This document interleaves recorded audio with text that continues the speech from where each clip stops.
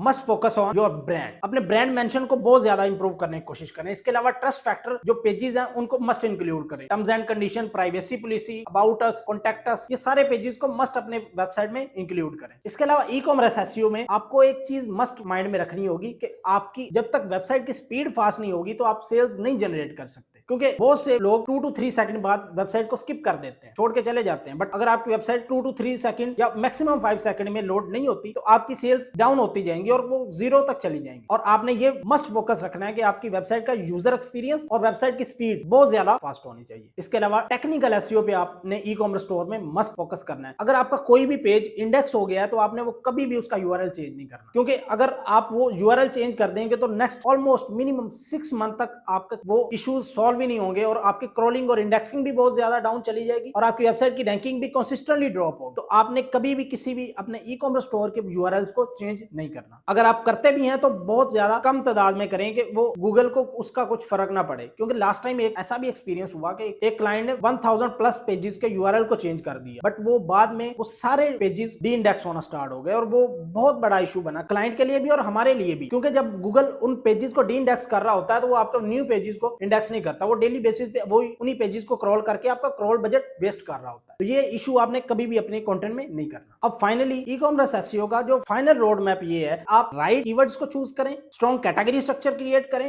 अपना high conversion product page create करें जिसपे आपको मैक्सिमम सेल्स आए। इसके अलावा मैक्सिमम कम से कम क्लिक में सेल्स की तरफ जाएं। इसके अलावा ब्रांड अथॉरिटी बिल्ड कर सकते हैं, ऑफ पेज एसईओ की स्ट्रेटजीज बिल्ड कर सकते हैं ताकि आपकी वेबसाइट फुल सिमेंटिक एसईओ से ऑप्टिमाइज हो और आपकी रैंकिंग कंसिस्टेंटली इंप्रूव करे। इस सारे प्रोसेस के लिए मैंने एक डिटेल में एसईओ की चेकलिस्ट भी क्रिएट की। अगर वो आपको चेकलिस्ट चाहिए तो कमेंट में राइट करो ई कॉमर्स, वो चेकलिस्ट आपके डीएम में आ जाएगी। Make sure like and subscribe must किया हो।